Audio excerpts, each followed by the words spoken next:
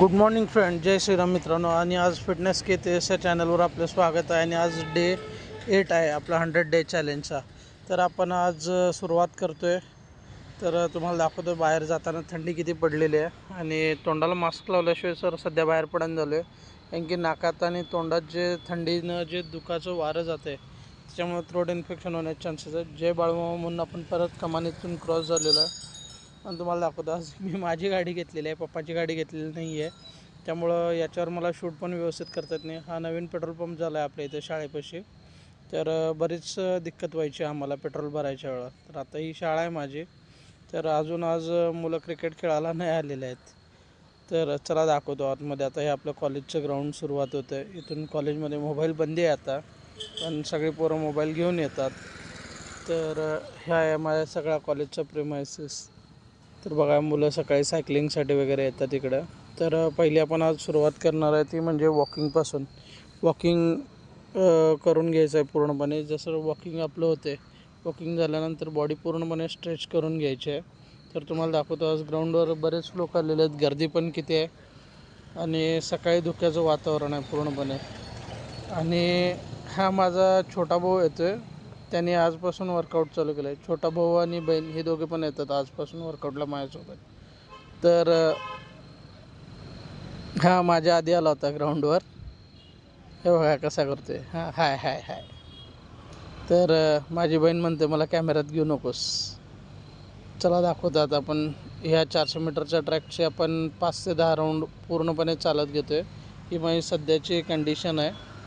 आणि आत्ता आपण बॉडी स्ट्रेचिंग करून घेतो आहे, वॉर्मअप करतो आहे. तर नेक रोटेशनपासून मी सगळं सुरुवात करतो आहे, जेणेकरून पाय डोक्यापासून मानेपासून ते पायाच्या नखापर्यंत पूर्ण आपली बॉडी स्ट्रेच झाली पाहिजे, जेणेकरून कोणताच मसल्स आकडला नाही पाहिजे. आता आपण रोटेशन घेतो आहे, लेफ्ट राईट घेतलेला आहे, अप अँड डाऊन घेतो आहे. आणि आज माझा छोटा भाऊ आज व्हिडिओ रेकॉर्ड करतो आहे आणि तो मास्टर आहे सध्या यामध्ये. त्यामुळं कॅमेऱ्याचे सेटिंग्स हे ते सगळं. आता हँड रोटेशन घेतो आहे फ्रंट साईडला मी.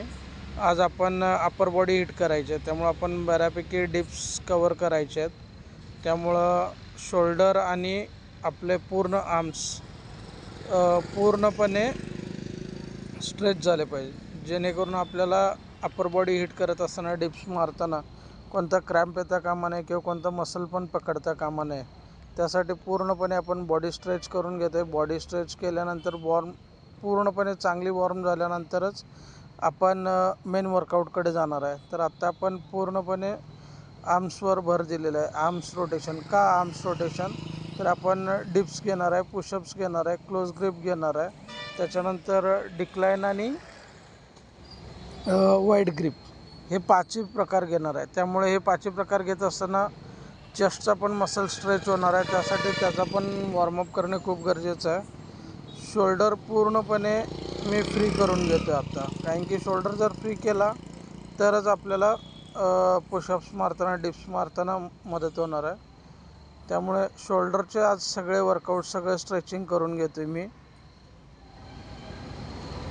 तर बघा, आता अप्पर बॉडी करत असताना पोटासाठी आणि हॅमस्ट्रिंगला पण स्ट्रेचिंग करतो आहे, पाठीचं स्ट्रेचिंग करतो आहे याच्यामध्ये.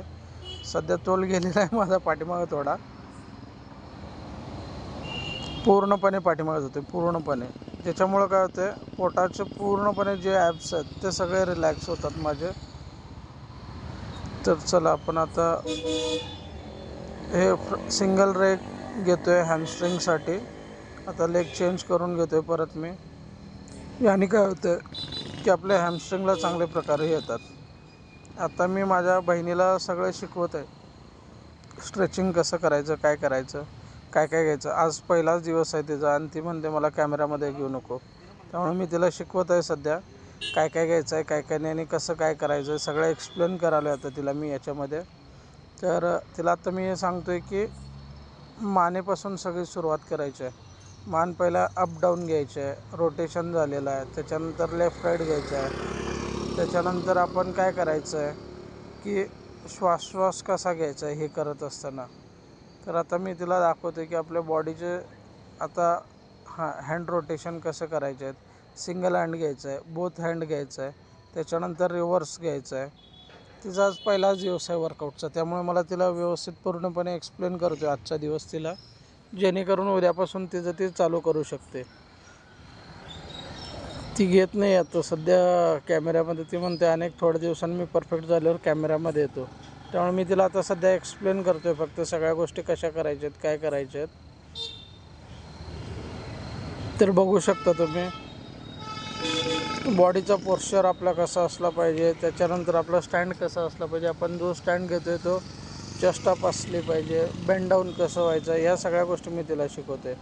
त्याच्यानंतर आता आपण अपर बॉडी घेणार आहे, त्यामुळे तिला पण आज डिप्स कसे मारायचे ते शिकवणार आहे.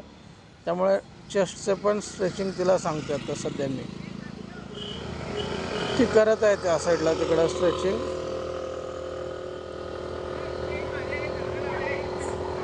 बघू शकता तुम्ही आता मी तिला पोश्चर शिकवत आहे की कसं करायचं, काय करायचं. तिला आत्ता शिकवत आहे आपला बॉडीचा पोश्चर कसा असला पाहिजे, आपल्याला कसं बेंड डाऊन व्हायचं आहे, त्याच्यानंतर पूर्णपणे आपले चेस्ट अप करायचे, बॅक आर्च करायचे, आपला मूवमेंट कसा असला पाहिजे हे तिला आता शिकवत आहे. पाठीमागे कसं आर्च व्हायचं आहे आपल्या बॉडीला, जेणेकरून आपल्या ॲप्सचे जे मसल आहेत ते पूर्णपणे व्यवस्थित ट्रेन होत आहेत आणि ते पण रिलॅक्स होतात. नाहीतर काय वेळा काय झाले असते, बऱ्याच वेळा आपण झोपलेलो असतो, झोपल्यानंतर आपले मसल आखडलेले असतात. त्यामुळे हे सगळे मसल रिलॅक्स करून घ्यायचे आहेत पहिला.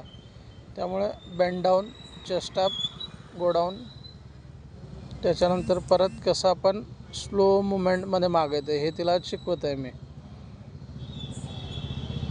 मी इकडं जसा वर्कआउट करतो आहे ती त्या साईडला करत आहे वर्कआउट.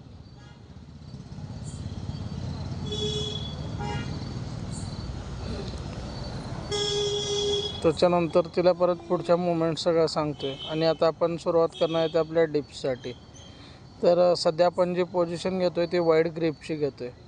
आणि वाईड ग्रिप घेतल्यानंतर आपल्याला बसायचं कसं आहे, पोझिशन कशी घ्यायची आहेत, आपल्या पायामध्ये अंतर कसं घ्यायचं आहे आणि डिप्स कसे मारायचे. आत्ता मारतो ते आपण वाईड.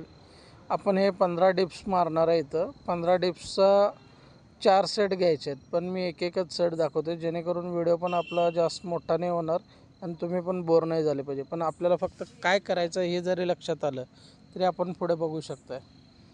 याचे आपण 4 सेट घेणार आहे पुढे. त्याच्यानंतरचा आपला जो पुढचा राऊंड असणार आहे तो म्हणजे क्लोज ग्रिप आपण घ्यायचा आहे. क्लोज ग्रिपसाठी कसे पोझिशन घ्यायचे हे मी आत्ता सांगत आहे. तर पहिला पूर्ण स्थिर उभे राहायचं आहे, गुडघ्यांवर बसायचं आहे, हातांमध्ये आपल्या शोल्डरच्या पॅरलल मेजरमेंट घ्यायचं आहे आणि बॉडी उचलायची आहे आपल्याला. बॉडी उचलल्यानंतर आपल्या दोन्ही पायांमध्ये असणारं जे अंतर आहे हे आता मी सांगतो वाईड ग्रिप आणि क्लोज ग्रिपमध्ये. तर आता आपण बघणार आहे क्लोज ग्रिप. क्लोज ग्रिप मारत असताना आपल्याला हिट काय करायचं आहे, बायसेप आणि ट्रायसेप करायचे आहेत बेसिकली. मग आपण काय करतो आहे, आपल्या पूर्ण बॉडीला खाली घेतो आहे. हे बघा आत्ताचा जो माझा पोर्शन आहे तो कसा आहे, क्लोज घेतो आहे. हे बघा उठतो आहे आपण कसं, जेणेकरून आपल्या बॅकवर पण जास्त प्रेशर पडणार नाही आणि ट्रायसेपला व्यवस्थित आपल्याला उचलता येईल. याचे मी 10 रिपिटेशन घेतो आहे. 10 रिपिटेशनचे 4 सेट घेणार आहे याच्यामध्ये आपण. आणि इथं आपल्याला एक लक्षात येते की आपल्या मनगटामध्ये जर ताकद असेल तर आपण प्रॉपर पद्धतीनं मारू शकतो आहे. आणि मनगटामध्ये ताकद व्हायची असेल तर आपल्याला सुरुवात तर केलीच पाहिजे. आता आपण घेणार आहे ते 2 विटा घेतो आहे. विटा कशासाठी घेतो आहे, याच्यामध्ये आपल्याला रेंज ऑफ मोशनसाठी. आपल्याला हे मगाचा होता वाईड ग्रिप, त्याच्यानंतर क्लोज ग्रिप घेतलेला आहे, त्यानंतर हे मिडियम ग्रिप घेतलेलं आहे. आणि विटा का घेतल्या आहेत तर जेणेकरून आपल्याला चेस्टला चांगलं प्रेशर येईल, रेंज ऑफ मोशन परफेक्ट मिळेल. याचे आपण 10 रिपिटेशन घेतलेले आहेत. याचे पण 4 सेट घेतलेले आहेत. तर आपल्याला 10-10 असं करत आपल्याला सगळे आपले सेट्स वाढवायचे आहेत. जेणेकरून काय, जे बिगनर्स आहेत त्यांना मनगटामध्ये ताकद आली पाहिजे. मनगटामध्ये ताकद आल्यानंतर डिप्स मारायला आले पाहिजेत. डिप्समुळं काय होतं, आपलं स्ट्रेंथ आणि स्टॅमिना दोन्ही पण इन्क्रीज होतं. आता आपण जो पुढचा प्रकार घेणार आहे तो म्हणजे डिक्लाईन घेणार आहे. डिक्लाईन घेत असताना आपण सांगतो आहे की आपण जे विटा ठेवलेत आणि आपलं जे डिस्टन्स आहे ते कसं असलं पाहिजे. पहिला मी पायासाठी टेकवून घेतो आहे, त्याच्यानंतर वरती घेतलेले आहेत पाय. त्याच्यानंतर आपण काय करतो आहे की मनगटाच्या जीवावर पूर्ण खाली जातो. याच्यामध्ये काय करायचं, आपल्याला लोअर चेस्टला फोकस करायचा आहे. लोअर चेस्ट हे आपल्या बॉडीला चांगला आकार देते. त्यामध्ये आपल्याला काय करायचं आहे की पूर्णपणे बॉडी पुढे ढकलायची आहे. आता आपण काय करतोय, उठतोय बसतोय. तेच आपल्याला बॉडी पूर्णपणे पुढे ढकलायचं आहे, जेणेकरून आपले चेस्ट स्ट्रेच होईल. जय हिंद, जय महाराष्ट्र. मित्रांनो, व्हिडिओ आवडल्यास लाईक